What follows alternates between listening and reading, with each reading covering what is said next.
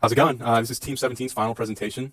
This semester we worked on a web-based prototype of the Rescue 911 Emergency Response Information System, otherwise known as ERIS. My name is Ethan O'Sullivan. I'm Ethan Aid. I'm Haley Ferber. I'm Kyle Peen.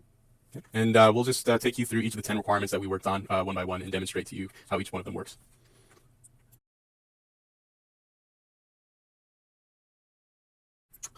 So first off, we have requirement 1, which implements the process of a dispatch operator that's a part of the business taking a call from somebody who reports an emergency scenario. And once that's done, they first start by logging in, which hopefully they will already be logged in before they start taking calls. After that, they see a list of all the potential actions they can do. We refer to these as initial aid actions. So they click on log call up at the top left. That takes them to a new page, which basically has a form for them to fill out. It says begin an initial aid request by logging a call. And so they just give all the details that they'll get from the person or patient on the phone. So that includes a priority category, address, nearest landmark, caller name, caller phone number, a brief description of the call, and whether or not it's an existing emergency response. But that last one in particular touches on one of our other functional requirements, which we'll touch on soon. Once they're done filling it out, they click on submit in order to have that call logged in the system. So for requirement 2, the system should be able to produce relevant reports. And in order to do this, the management employee logs into the system using their credentials. And then once logged in, they're able to hit produce managerial reports, and then an updated response report pop-up window will pop up if there's any updated response forms. They're then able to click on the form that they would like. It then opens up the PDF where they are able to download it and rename the file to the specific date of when the report was downloaded. Yeah, for the next requirement, I'm going to go over how the system should be able to update the status of the EMT once they have logged into the system. So the first thing that they do is go to the responder portal, and under the shift start clock in, clock out, they click the clock in button. This brings them to a success page telling them that they have officially clocked in for work. And once the EMT has an official staff that is able to run out into the field, then they would click the declare availability button under the shift actions. And once that screen will pop up, they click I'm available, which will then prompt the operator to be able to send the EMT out into the field. And that brings us to requirement 4. And for requirement 4, the system should be able to record the arrival of an EMT on scene. And this is going to be after the dispatch operator has dispatched the EMT. Once they arrive, they'll report that arrival back to the dispatch operator. And at this point, the dispatch operator will go to manually update EMT status. Then they'll select the specific base station that they're working out of, in this case, Station Bravo. And then they'll find the EMT that's been dispatched, and they'll manually select their status, after which they'll click update, and that will report the arrival of the EMT.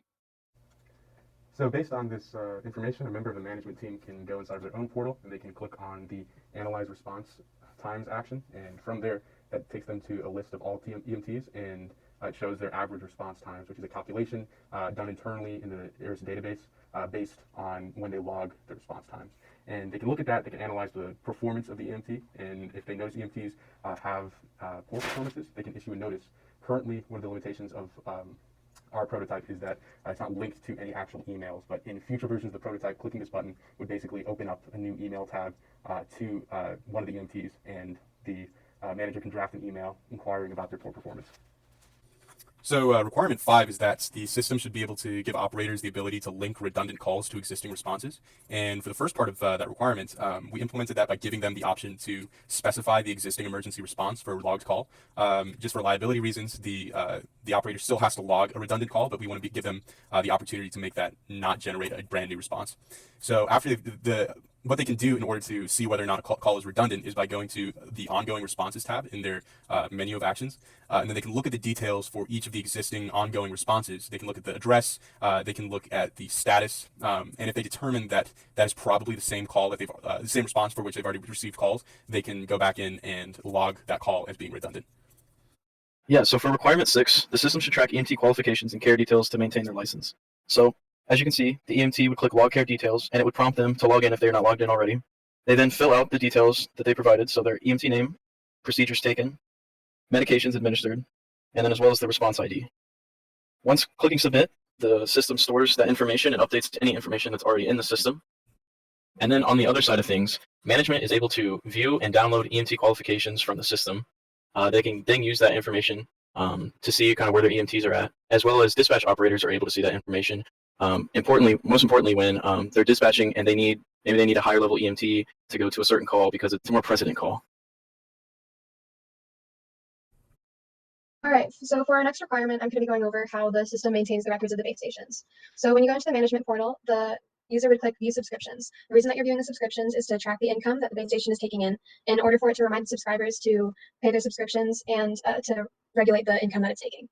In this View Subscriptions, there's a subscription ID, billing information, patient ID, subscription start, and the provider name. That is information that has been provided by the subscribers themselves. On the right-hand side is a request payment button. If the subscriber needs to pay their bill, then the user would click check if yes on that side button, and then we click submit on the bottom. Requirement 8 goes over once an EMT is dispatched to a call, they'll get an alert. So they're going to, once they've been logged into the responder portal there, the alert will show up and it says you have one pending emergency response. Please proceed to your response location now. They'll be able to click that button there that says see details. And these details will detail everything the dispatch operator filled out when logging the call, the priority category, address, nearest landmark, the caller's name and phone number, and a brief description of the call there. And they'll be able to use all that information to proceed to the call there. After receiving that information through that call alert, once they're dispatched to a call, if they need to go back and reference it, they can go to the responder portal and click on View Active Calls. On this page, this will display all of the call information for all the calls that have been dispatched in their area. It's especially useful if these particular EMTs have been dispatched to multiple calls. They can go back to this page and reference all the information for all the calls they've handled or are going to handle. For requirement 9, the system should be able to record information about Rescue 911 subscribers. As you can see, this is after a subscriber has already entered their information, but this is a management employee going through and updating any records that need to be updated. As you can see, they update, or they select the patient ID of the patient they are updating. They're then able to update medical conditions, allergens, current prescriptions, their name, and the address. But if a value doesn't need to be updated, then they can just leave it blank. They then click Submit, and then the system updates that information for their subscriber. So now anybody that's in the system is able to view the subscriber information, such as medical conditions, allergens, current prescriptions, and address. This is extremely handy for EMTs that are on site that need to get a quick check on what the subscriber's information is, whether or not they're allergic to anything. But this is also useful for the subscribers themselves to make sure that their information is logged into the system. For the final requirement, requirement 10, the system should require the dispatch operator to confirm dispatch for a logged call. This is after the call has come in, the dispatch operator has taken all the call details and logged the call, and they've reached out to their teams, and now they're going to do the official dispatch here. And so they'll go in through the operator portal, they'll click confirm dispatch, then they'll select the response, then they'll select their base station ID that they're working out of, and then response team for that call. If they need additional response teams for that call in the event that it's a catastrophic, maybe large car accident or something like that, they'll have the option to dispatch additional EMTs from even different base stations than the one they're working out of for a secondary, tertiary, or quaternary response team. Once they filled all this information out, they'll click submit, and that will confirm the dispatch to all of those teams.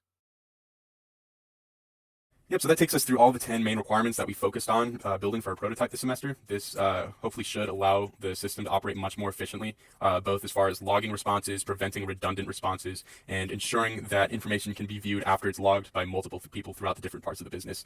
Unifies the responders, the operators, and members of the management team, all to work under one umbrella. Thanks for watching, and thanks for a great semester.